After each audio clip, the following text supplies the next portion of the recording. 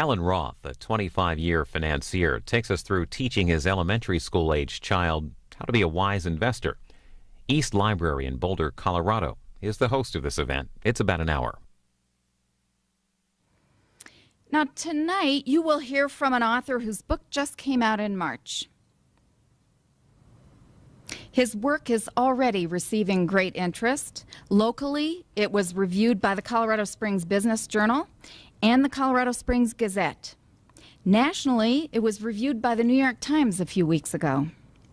For those of you who follow reader ratings online, it has the maximum 5 stars on Amazon.com. And as if that weren't enough, Alan and his son Kevin were interviewed on Fox TV's Good Day Colorado. You can see that interview and a video on the book on YouTube. They're now YouTube stars. They were also jointly interviewed for NPR's Marketplace Morning Report. Our guest this evening is Alan Roth, author of How a Second Grader Beats Wall Street, Golden Rules Any Investor Can Learn. When his son Kevin was in kindergarten, Roth set a goal of teaching him how to build and maintain an investment portfolio by the time he was in 2nd grade. While it didn't surprise him when 8-year-old Kevin did so well, what did surprise me, he says, were the large advantages that a kid has over an adult when it comes to investing. In his book, Roth imparts to us some simple lessons learned from Kevin. His chapter titles give you a sense of both the simple elegance of the lessons as well as some sense of how approaching this with a child's eye view and a sense of humor helps to keep things, even the world of Wall Street, in perspective. Chapter 9 is Don't Bet Your Lunch Money. Chapter 6 invokes a child's healthy skepticism with the title, If Dad Says There's a Better Way, I Might Try It, but I'm Not So Sure. And the infamous Chapter 3 is, I don't watch Kramer, I like SpongeBob. Alan S. Roth is the founder of WealthLogic, LLC, an hourly-based financial planning and investment advisory firm, advising clients with portfolios ranging from $10,000 to $50 million. His expertise is in portfolio construction and performance benchmarking, and is frequently quoted in the financial media. He is an adjunct finance faculty member at the University of Colorado at Colorado Springs and at Colorado College. He also teaches behavioral finance at the University of Denver's Graduate Tax Institute. Roth is a certified public accountant and a certified financial planner, with an MBA from the prestigious Kellogg School at Northwestern University.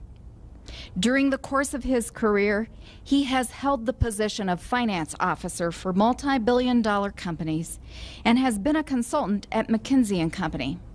He writes for the Colorado Springs Business Journal and has written articles for Money Magazine. His website and his book jacket point out that, despite these credentials, he claims he can still keep investing simple. Please help me welcome Alan Roth.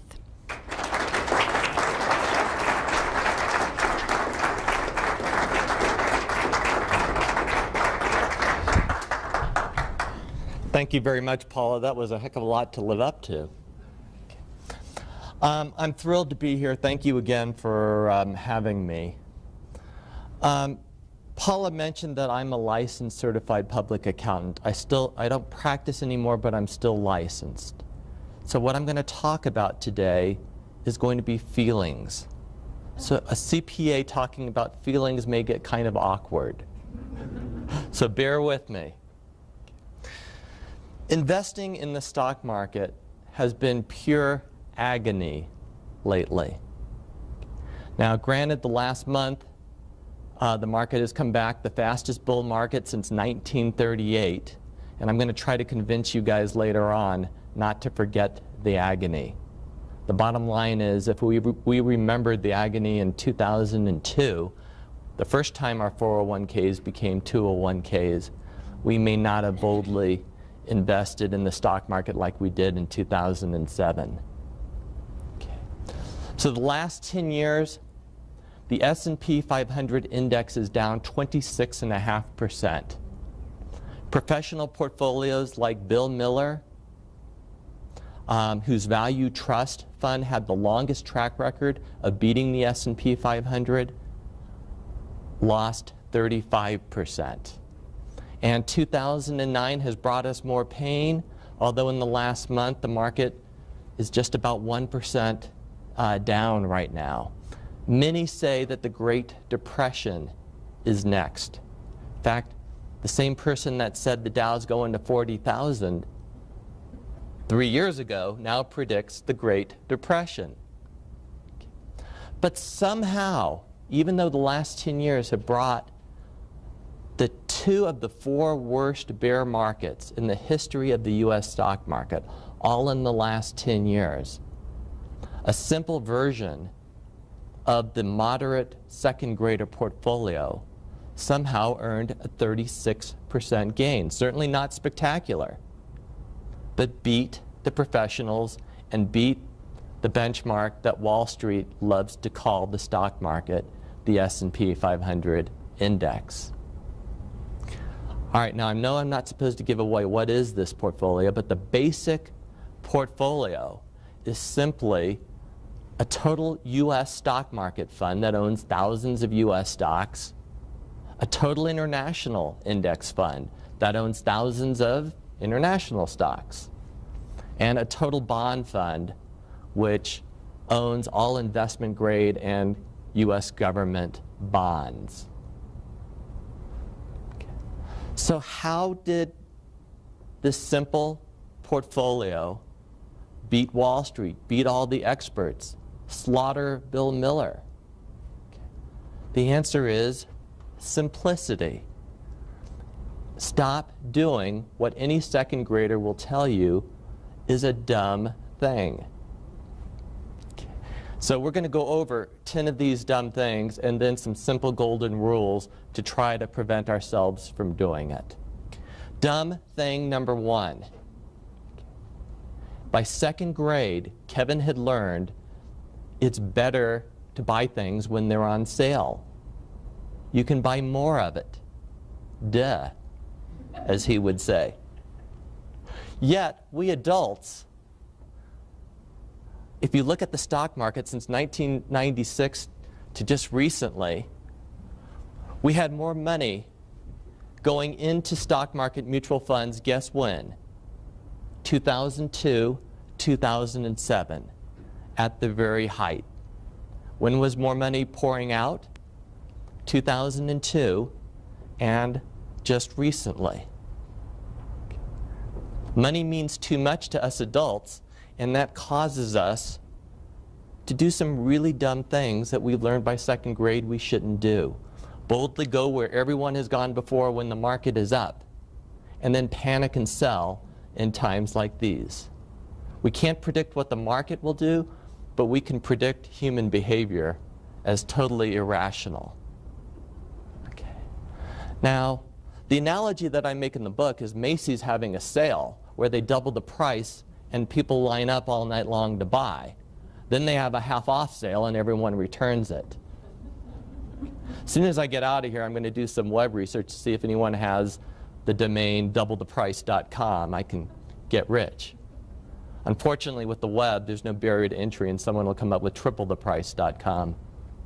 But we really do act dumb when it comes to investing. I used to think we couldn't time the market, but it ends up that we are really, really good at timing the market really, really poorly.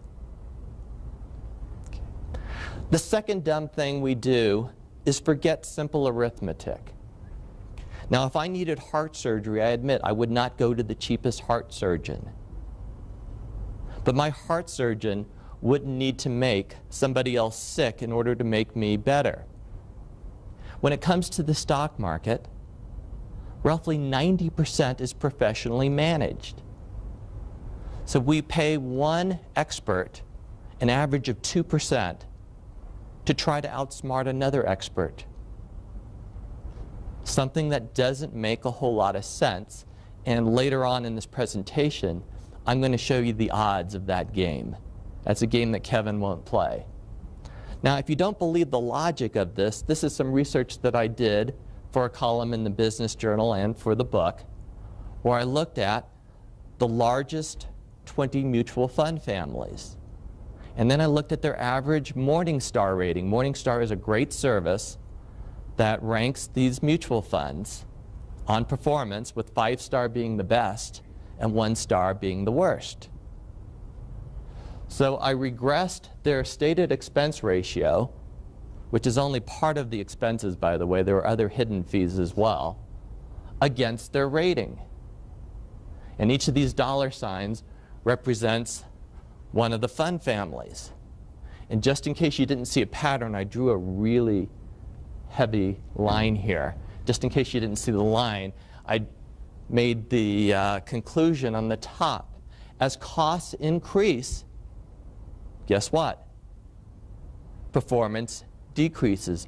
The more you pay your expert, the less you're likely to get. Why do these funds over here exist? One word: marketing.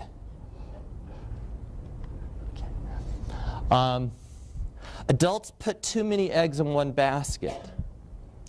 I brought out a globe and set it on the table. I spun it around and I asked Kevin, which country will have the next hot stock market? He looked at me puzzled and said, I don't know. And guess what? That was the exact right answer. But we adults, we're too smart. We've got to put all of our eggs in whatever country, whatever sector happens to be the hottest. Guess where more money was pouring in 2006 and 2007? In mutual funds and what are known as exchange-traded funds. International, specifically emerging markets, more specifically India and China. Now, are the economies of India and China going to grow faster than the US? Yes. Is there a human being on this planet that doesn't already know this? I don't think so. I haven't found one. So we put our money there right after it's gone up 600–700%, just in time to see it lose 2/3. Guess what we'll do next? Take it out of there and put it into gold, or whatever does well in the next year. Okay.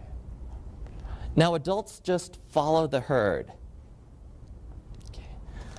Has anyone ever opened up the newspaper and seen a Morningstar 1-star mutual fund advertised?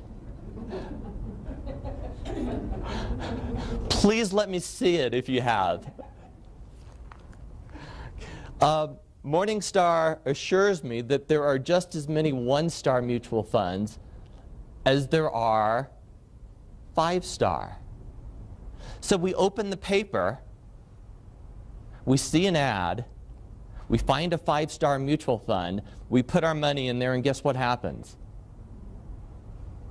Doesn't do so well going forward. So here's a better strategy. Put your money in the Alan Roth Global Performance Chasing Fund. We span the globe, chasing what's hot and dumping what's not, so you don't have to. We've underperformed the market for 5 years in a row. Our time is coming. But past performance is not indicative of future performance. At least I sure hope so. It's the first time that disclaimer has ever been given, with the hope that it didn't. Okay. The next thing that we do is we're so busy trying to figure out what the market's going to do, what's going to be the next hot market, that we forget about low-hanging fruit. Low-hanging fruit are easy pickings, things that we can do that will increase our return no matter what the market does. So many clients come to me with a lot of money in a money market mutual fund earning nothing or 0.19%. At least put it in a money market fund earning 2–2.5%. Or they've got their bonds earning 4%, but they've got a mortgage at 5.5%. Pay off the mortgage. Oh, I can't do that because my mortgage is tax deductible. Well, don't forget you're paying taxes on the bonds as well. Credit cards, 15%. Pay off the credit cards. Expensive index funds, at least an expensive mutual fund strategy, I'm going to show you has about a 1% chance of working, or hiring a separately managed account has a 1% chance of working, but an expensive index fund, an index fund, by the way, is just a fund that owns the entire market. So the expensive index fund has a 0% chance of beating the less expensive index fund. Why do they exist?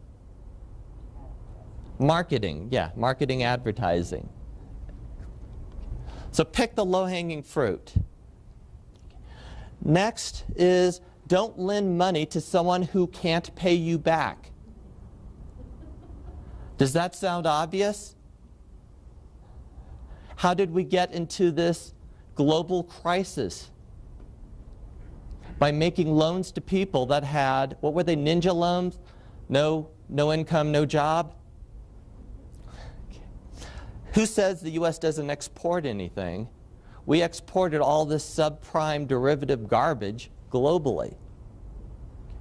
Now, there was a kid in Kevin's class, we called him Randy, there was no such name in that class, where he was always borrowing things and never returning. And I asked Kevin, would he lend money to him?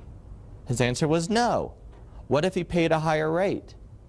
His answer was no. Wall Street?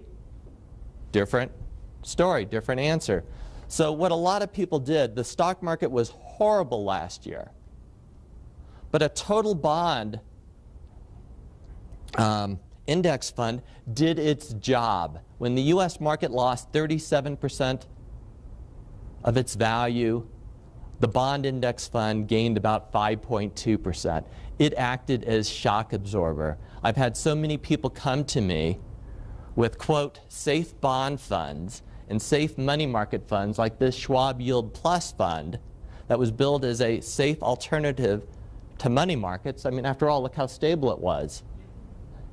Guess what was behind all of this safe money? AAA rated, insured, subprime garbage. So never forget the role of the fixed income portion of your portfolio. If it lost money last year, it didn't do its job.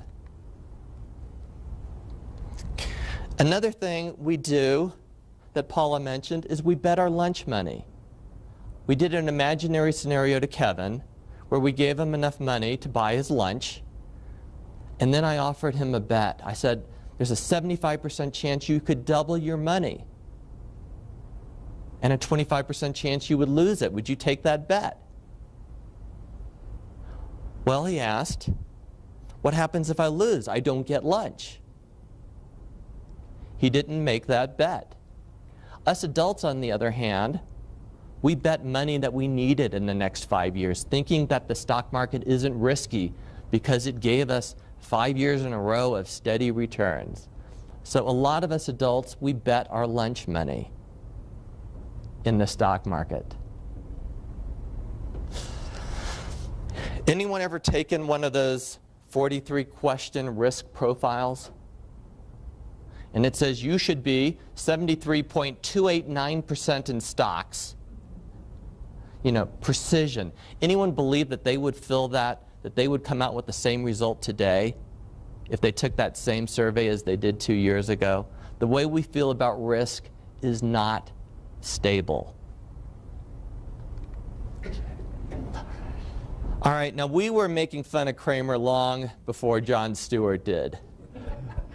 He just made it more popular. And I've been told this borders on child abuse, but for 10 minutes, I made Kevin watch Cramer's Mad Money. He heard the booyahs, the bells, the whistles, the screaming, and he thought it was a joke. I tried to explain to him that millions of investors watch him, follow him, and take his advice. I think only today, because he's heard me give a few of these presentations, he's got bronchitis today, he couldn't be here, that he actually believes that this is true. So adults, we watch too much financial TV. Now it may not be as animated as Cramer, but we'll watch CNBC in the morning thinking that we're the only ones watching this and we're getting some real insights and we know what the market's going to do in the next 2 hours. So again, this is just for the record. We were comparing Cramer to SpongeBob in the book. One's a real cartoon, the other's a human cartoon. And I did make a public apology on YouTube for that analogy of comparing SpongeBob to Cramer. So I did apologize to Cramer, I'm sorry, to SpongeBob and all the creatures in Bikini Bottom for that insult. And I make another apology. Now, there's nothing simple about taxes, and I'm not claiming that there's anything simple about taxes. But Kevin's heard me, others complain about having to pay taxes.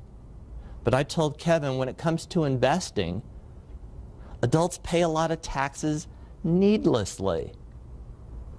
By churning portfolios, that causes taxes. By putting all of our assets exactly in the opposite place, and I'll get into that, where stocks belong versus where bonds belong in a tax-deferred versus a taxable portfolio. So we love to complain about taxes, but we secretly love to pay them. Okay.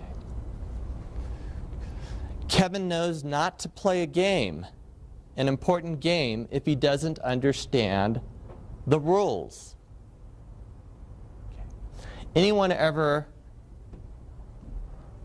be handed a document like this or thicker,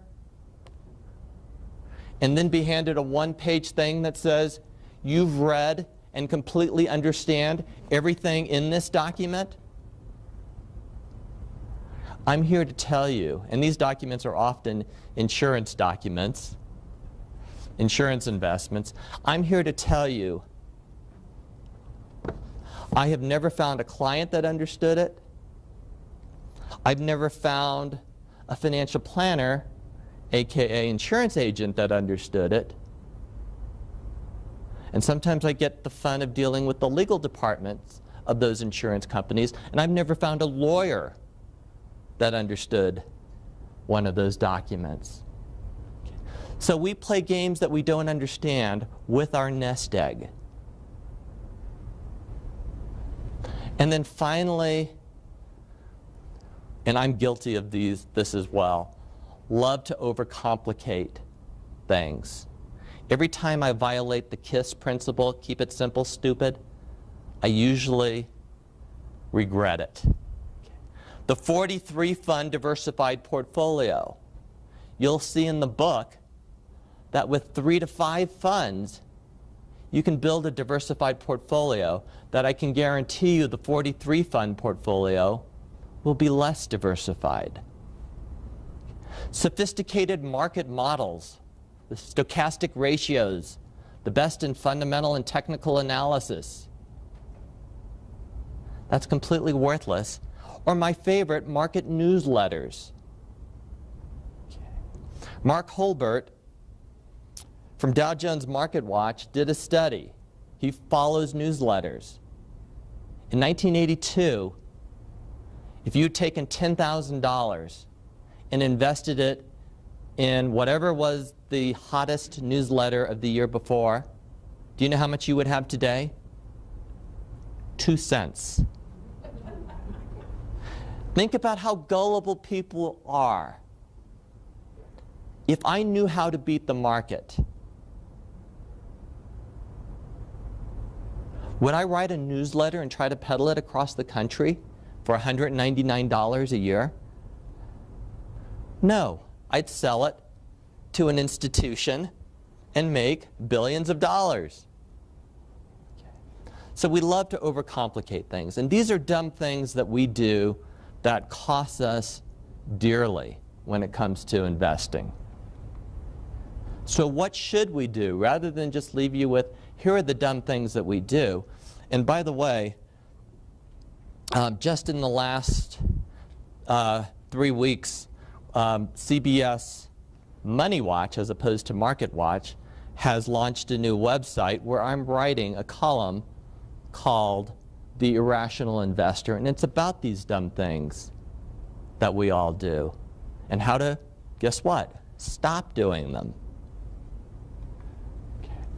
So number one, never forget the arithmetic. Okay.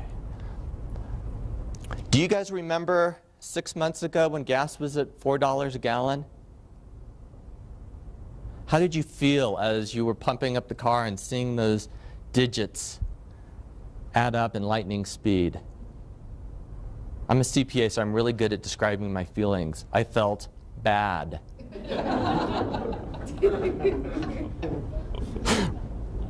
Really bad. How's that? Now, and by the way, what were the experts saying when gas was at $4 a gallon? What was it going to be by the end of the year? $10 a gallon. And then it fell to $3 a gallon, and the experts said it's going to be $1 a gallon. We're really good at predicting the past. Okay. Now, I pointed out in the book, even when gas was that high, that I'll bet you many of you in the audience are paying far more in unnecessary fees than you were for gasoline back then. Why didn't it hurt so much? You didn't see it. Okay.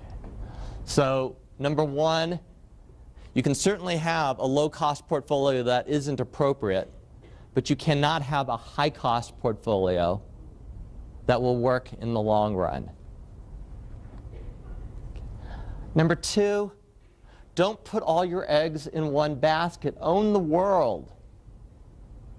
You know, a study was done not too long ago that showed the fastest growing economies, their stock markets lagged the rest of the world.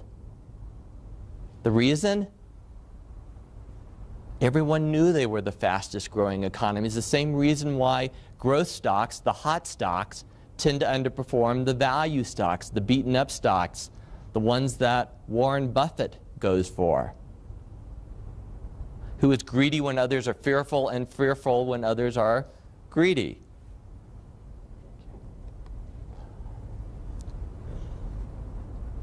About 3 weeks ago, someone from CNBC called me and they asked me if I watched Cramer. My answer was yes, but not for reasons you'd probably want to hear. Cramer is great at going after people's emotions. It's like pro wrestling without the disclosure that it's fake. So my advice is, if you watch financial TV, watch how they're trying to tug at your emotions and such, and how little data they give you. We have two sides of our brain. Jason Zweig, who wrote Your Money in Your Brain, who writes for the Wall Street Journal now, says we have two sides of a brain. One is reflective and one is reflexive. The reflective is the logical, the one that says don't eat that chocolate cake because I'm not going to sleep and it's bad for me, versus the reflexive, which is the human instinct that worked so well, the fight or flight, our survival mode, that says chocolate cake, good. Same reason, market going up, good. Everyone's else making money, got to get in. Market going down, bad. I'm losing my nest egg, I want to panic and sell. Okay. Number four, and this is really, really simple, but it's far from easy, and that is don't act silly. Rebalancing works. Not every year, but in the long run, it's the only true contrarian strategy. There are a lot of contrarian strategies. Anyone remember Dogs of the Dow? That was a really popular strategy, that if you bought the highest paying dividend stocks in the Dow, the ones that were the dogs, you would have made a ton of money. Just so much more than the market as a whole. It had a long track record of working. Once it got publicized, guess what? It didn't work anymore. My dad, who I love dearly and bought more copies of this book than Mike Boyd even, called me and told me, I'm a contrarian. I'm following the dogs of the Dow. When you're doing something that everyone is doing, are you a contrarian or are you following the fad? It's easy to call ourselves contrarians, but the only true way to be a contrarian is to rebalance. When stocks go down, you have to buy some more. When stocks go up, guess what? You have to sell. It goes against every human instinct. Okay. Now, my wife, Patty, who's in the audience, Kevin and I used to play board games. And we used to have different methods to see who went first. I was one of those guys. We've got to teach him a life lesson. He can't always go first. I usually lost that argument, but... Now, Kevin knew that no matter what method we used, think of a spinner in the book, he had a 1/3 chance of going first. And I taught him some simple math. What are the odds of going first twice in a row? 1/3 times 1/3, he could multiply 3 times 3, 1/9. What are your odds of going first 3 times in a row? 1 out of 27. So a lot of people come to me and they say, why should I go with an index fund? Roughly 1/3 of mutual funds beat an index fund in any given year. Well, I argued far more than 1/3. I did my own research on this for Jack Bogle's book, The Little Book of Common Sense Investing. And I actually found that 42% of an active mutual fund or a portfolio with a separately managed account with a 2% expense had a 42% chance of winning. But guess what? Do you know anyone who just owns one mutual fund or one portfolio for 1 year? It's kind of like going to Las Vegas, which I love, by the way. When I sit down at a table, my best chance of walking out ahead is to do what? Play one hand and walk away. The longer I sit at the table and the more hands I play simultaneously, and no, I'm not a card counter, the worse my odds get. So here, if you have 10 mutual funds, a couple US, a couple international, some bonds, real estate, over a 1-year period, you've got a 25% chance of winning. 10 funds over a 25-year period has less than a 1% chance of winning. So put it another way, people play a game with their nest egg that they have a 99% chance of losing. Okay. Chapter 6, as Paula mentioned, if there's a better way, I might try it. Against my wife's better judgment, I tried to teach Kevin correlations. Correlations meaning that if something goes up, something else may go down. And I explained to him that there are things like precious metals and mining stocks and real estate investment trusts, otherwise known as REITs, that had not negative correlations but low correlations with the US stock market. So that if the stock market did poorly, perhaps those funds could do well. And in the blue, by the way, is the first bear market, that when the first time the US stock market lost 50% between 2000 and 2002, REITs and precious metals did quite well. This bear market, different story. Of course, what caused this bear market? Real estate bubble.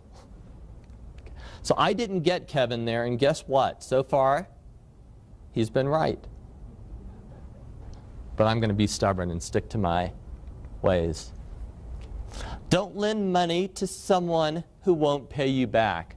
never ever forget the purpose of the bond portfolio. It is to act as a shock absorber. So many people chased a little extra yield, an extra 50 basis points or 0.5%, and ended up losing 5, 10, 20. I have a client who came to me with a California Muni bond fund that used all sorts of exotic things, and this is the safe portion of her portfolio, money that she inherited, lost about 40%, worse than the stock market. So it turns out that people with bad credit can't afford to buy a home. Who knew? Actually, everyone knew that, but they thought, well, real estate can never go down in value. With that said, I do believe that we can get a little extra yield without taking risk. When you think of it, if I'm an institution with billions of dollars to invest and I want some risk-free money for a year, let's say, what do I have to invest it in? A treasury bill that's yielding about 0.5%. But you and I, we can find the highest paying CDs that are backed by the US government for up to $250,000 temporarily through this year for a taxable account and $250,000 permanently for an IRA account. That can be paying 3%. Now 3% may not sound like much, but I'm going to urge you guys to get real. There are some people in the room, do you remember back in 1981 what CDs were paying? About what? 12%? I've somewhere as high as 15%. So if a third went to taxes, you've got 10% left. What was inflation then? About 13%. So your real spending power dropped by about 3%. Today, if you can get 3% on a CD, you can actually do better. You get 2% after taxes. Inflation is at 0. We get a positive 2% return. These are the good old days. One of my columns coming up is about CDs hitting all-time high rates. And in real terms, what matters, that's exactly what's going on. Don't bet your lunch money. Money that you need in the next 5 years has always been too risky to put in the market. Again, we had 5 nice steady years between 2002 and 2007 where we got gains in each and every year. And guess what? We became used to it. The market has always been risky. Don't pay taxes if you don't have to. This is more of a technical discussion in the book, but where we locate assets is incredibly important. Once you pick an asset allocation, let's say you want to be 60% stocks, 40% bonds, where you place those assets is incredibly important. Things that have tax efficiency already, like an index stock fund, belong in your taxable account. Things that are taxed at the highest rates belong in your tax-deferred accounts. That's low-hanging fruit. Whether the market goes up, down, or sideways, your return is going to be higher. If the game is too hard to understand, I'm not going to play. Keep it simple. The way most people invest, I say, is a mental model of a boat designed like this. It's round. So if I hire more rowers, or stronger rowers, or Olympic rowers, guess what's going to happen? We're going to go in circles a lot faster. Paying one expert more money to outsmart another expert is not going to work. Someone else is going to pay them more money. Versus the simple portfolio that just keeps working, has nothing to do with the efficient market hypothesis, has everything to do with simple second grader arithmetic, must beat Wall Street. Whether the market goes up, whether the market goes down, every year, every month, every day. Don't forget the low-hanging fruit. Albert Einstein said that compounding was the most powerful force in the universe, and I'd like to nominate inertia as the second most powerful. We just leave our accounts earning lower amounts, or maybe we should pay off the mortgage, or maybe we should do those things, but we never get around to them. Pick the low-hanging fruit. And then 13, I have a lot of people come to me and say, your approach is just too simple. I'm more sophisticated. Well, a couple of people here thought that simplicity is fairly smart, and they were a couple of relatively smart people, Sir Isaac Newton and Albert Einstein.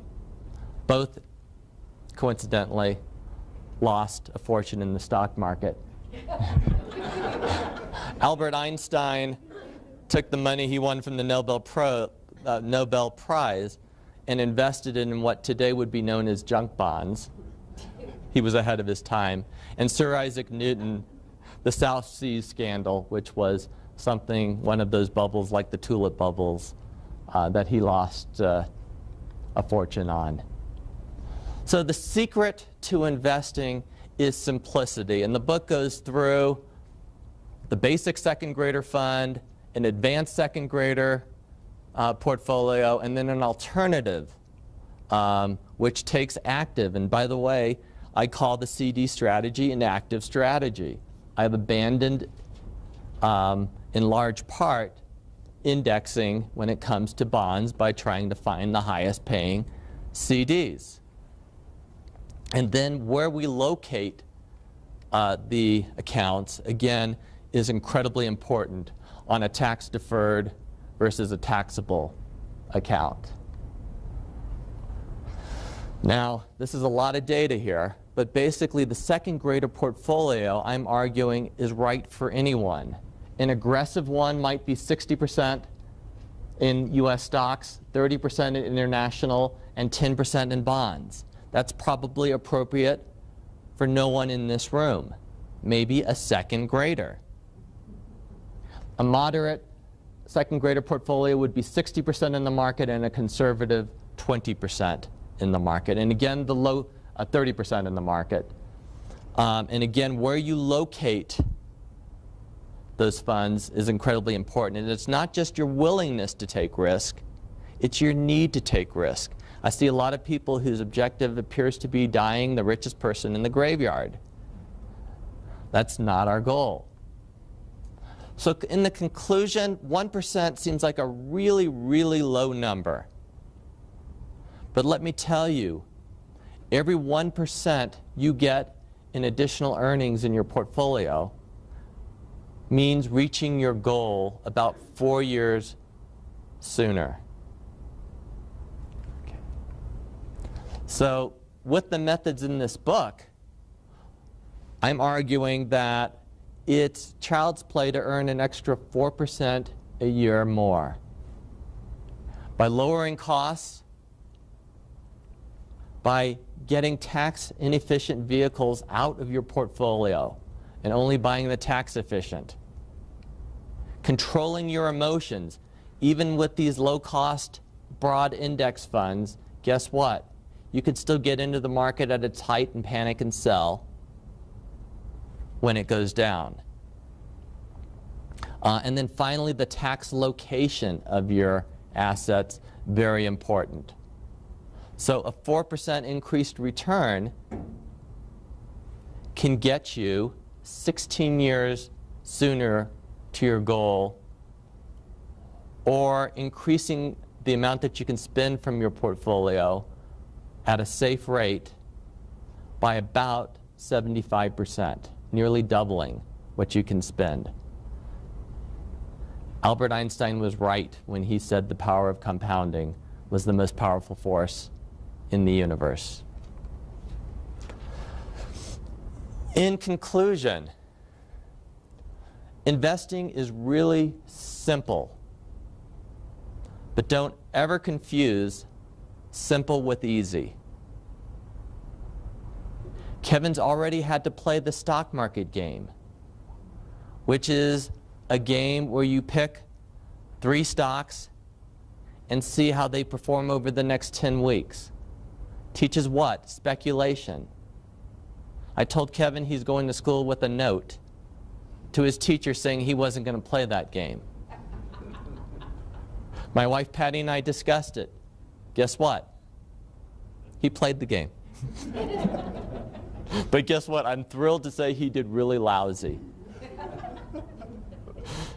Because think about it, you know, if you do something like that and you do well, the outcome is going to be beating the market is easy, I'm going to go in. If you do poorly, stock market investing is bad and risky, I'm not going to do it, or I'll pay an expert to do it for me. Either outcome, I would argue, is really bad. Okay.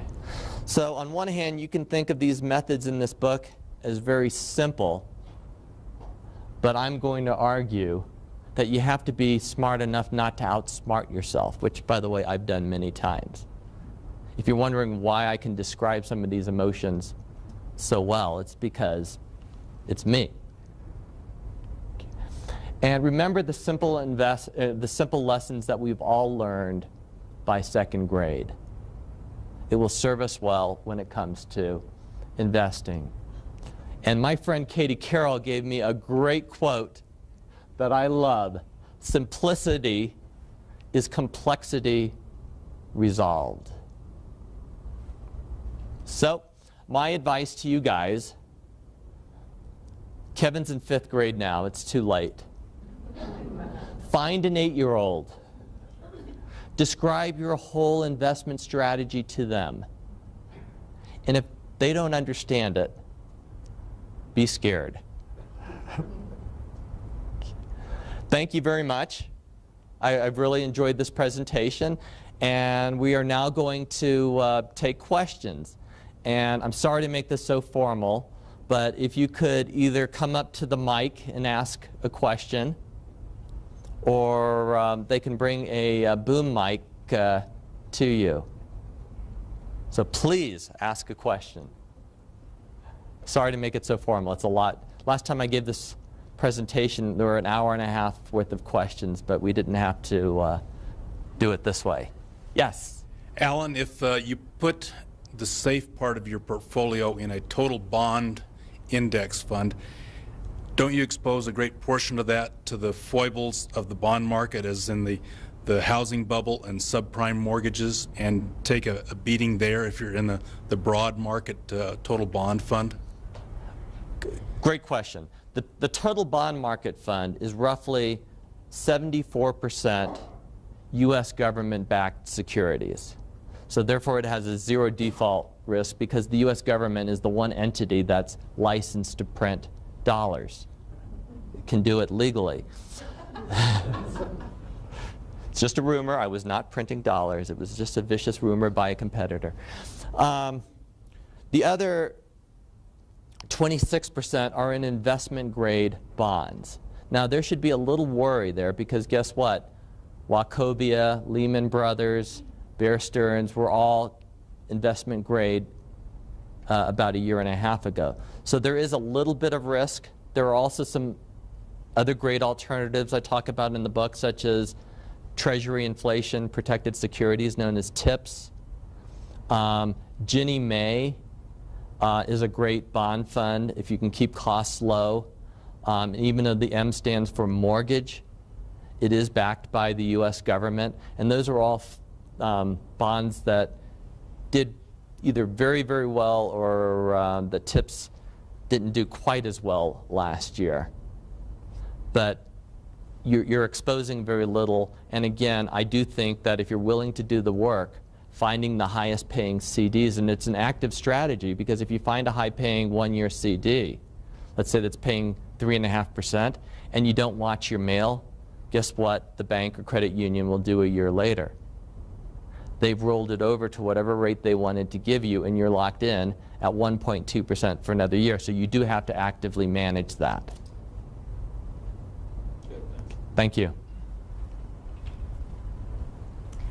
When you talk about rebalancing your portfolio, how often do you do that? And if you do it quite often, doesn't that increase your expense ratio? How often? It's not a matter of time. It's a matter of how far it varies from your target. So let's say if you were going to stick to 60% stocks, if you got up to, let's say, 65 or down to 55, that's the time to rebalance. Now, that's the mathematical answer. But as I've hopefully conveyed, that even a nerd like me, I'm not a mathematical animal. I have emotions. And I will admit, when the market was plummeting, I was rebalancing over a slower pace. Now, I would argue there's not much of a cost in rebalancing if you do it with no-load mutual funds, because there's a zero cost to sell or buy. There are ways to do it more tax efficiently, like doing it within your tax-deferred account. And I'm also a believer, and talk about in the book, it's a little more complex than I could say here, in what I call tax loss harvesting, that there are times that you want to sell just to harvest the tax loss to be able to use in the future. But there are ways to do it with very, very low costs.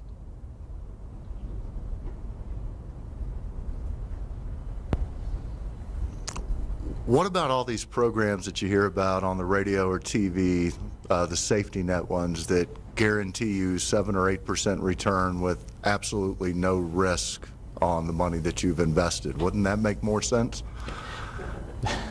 Absolutely would make more sense. If I could have all the upside of the market without any of the downside risk, my gosh, I would do it, and I would be preaching it, I would be selling it. But I've looked at so many of these prospectuses, and there are always, what, gotchas in there. The 7% return isn't a cash return. It's an annuity, an annuitization, a payment that, guess what, the insurance company controls. So they can give you 50 cents on the dollar. It's an illusion. Guess what? Do you think institutional investors right now would go after something that guaranteed them a 7% return plus some more upside? I think Morgan Stanley and Citi and Bank of America, they would all be doing that. But what you're really ending up doing is buying what I call an indirect investment. So a lot of your money goes to the agent that sold the product. A lot of money goes to the insurance company, their overheads, the costs of the product itself, and their profits to shareholders. So what you're going to get is the leftovers, a bond-like return, only much less than you could have gotten in bonds. So if you find one, I'm in. I've had a lot of people show me products that they thought earned that, and I haven't found a one. I'll change my ways. My wife says I can never admit I'm wrong, but that would be the first.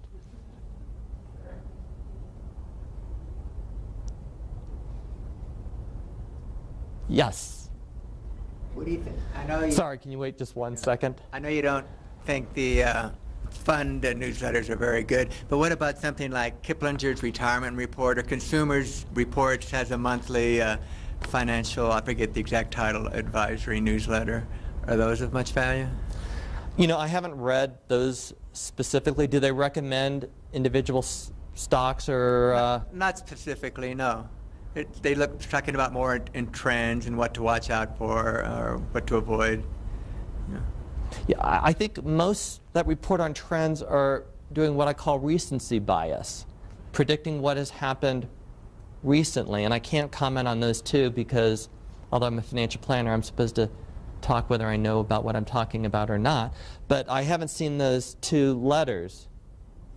But if I came out with a newsletter, it would say, own the whole market, asset allocation, location, rebalance. That would be issue number 1. Issue number 2 would be, see issue number 1. It would make such a boring newsletter that even I wouldn't subscribe. Thank you.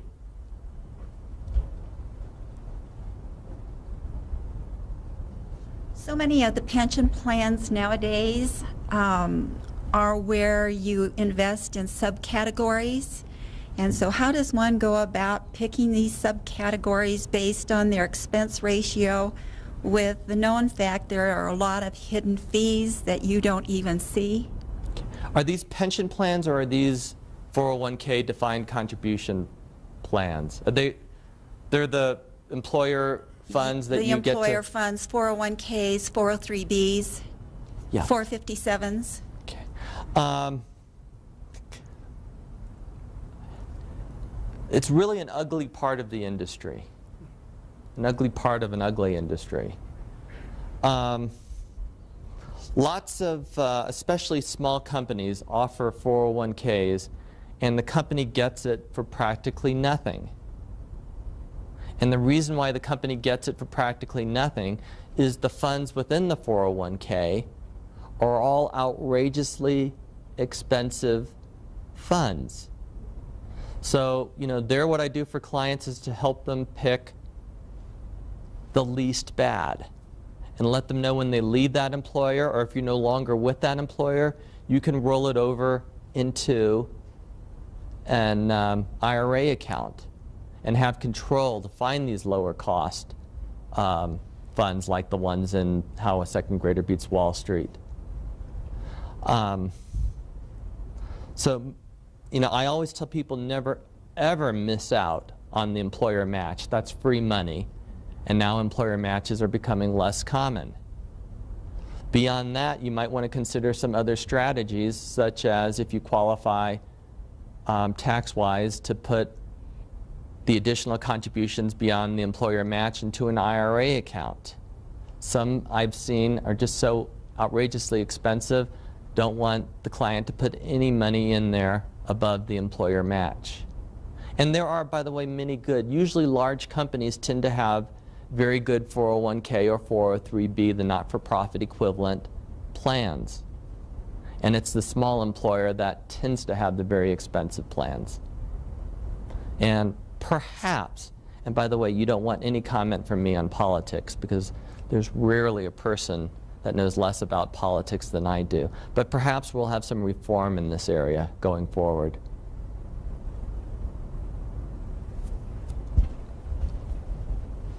I definitely like your concept of simplicity. So in line with the simplicity, how does the Vanguard Balanced Index Fund, and which also rebalances by itself, how does that compare with your portfolio over the long term? Okay. Fairly close. I mean, it will do the rebalancing for you, and you don't have to do the mind game. You can let that force of inertia work for you. Okay. I don't use it because in the asset location, I can put the equities where they're more tax efficient in my taxable accounts, and the bonds and the REITs and the CDs, by the way, in my tax deferred account. So it's very, very similar. Some of the age-based options that Vanguard and others offer, I also think are very good. Unfortunately, it got so that some of the age-based plans got very, very aggressive into stocks, such as a 2010 fund, meaning that you would be retiring in, guess what, next year, way too heavily in stocks, and that forced other funds to also get very, guess what, got hit way more heavily than they should have, than was appropriate when we had the market plunge last year. But it's very similar. I think you can get a little more tax efficient, but it's also, it harnesses inertia in a way that mine does not, that I actually have to physically rebalance or get clients to rebalance. Speaking of retirement, would you recommend putting new money into either a Roth or into a traditional IRA? And my understanding is there's also going to be an opportunity in a year or two to transfer traditional IRA money into a Roth. What are your thoughts about that? Yes. Next question. You know, I have seen so many articles that say if you're under 50, the Roth is better. If you're over 50, you know, lots of rules of thumb and such. And I can tell you that mathematically, if you are in the same tax bracket today as you are when you withdraw the money, that it doesn't matter one iota. With that said, my answer was yes to both. And that is, you know, there's one school of thought that says tax rates have to go up. You know, we're printing money like it's going out of style. The deficit is outrageous. So therefore, that would argue you put money in a Roth. Okay. But Obama is talking about making the first $50,000 of income tax-free. That would argue put it in a traditional so that when you take it out, you won't have to pay any taxes on it. You know, the bottom line is, much like investing, predicting what Congress does with tax rates is really impossible. So again, my advice would be to do both. Put some money into a Roth and some money into a traditional, and you kind of get some diversification against what government may ultimately do to tax rates and what our income might be during those years of retirement. I think we are wrapping up. I really appreciate this. Thank you to the Pikes Peak Library District, to C-SPAN for being here, and Paula is going to close up. Remember, find that second grader, explain your strategy to them. Thank you all very much. Alan Roth worked in corporate finance and investment for 25 years before founding the investment firm Wealth Logic LLC. He's an honorary faculty member at the University of Colorado. To find out more, visit daretobedull.com.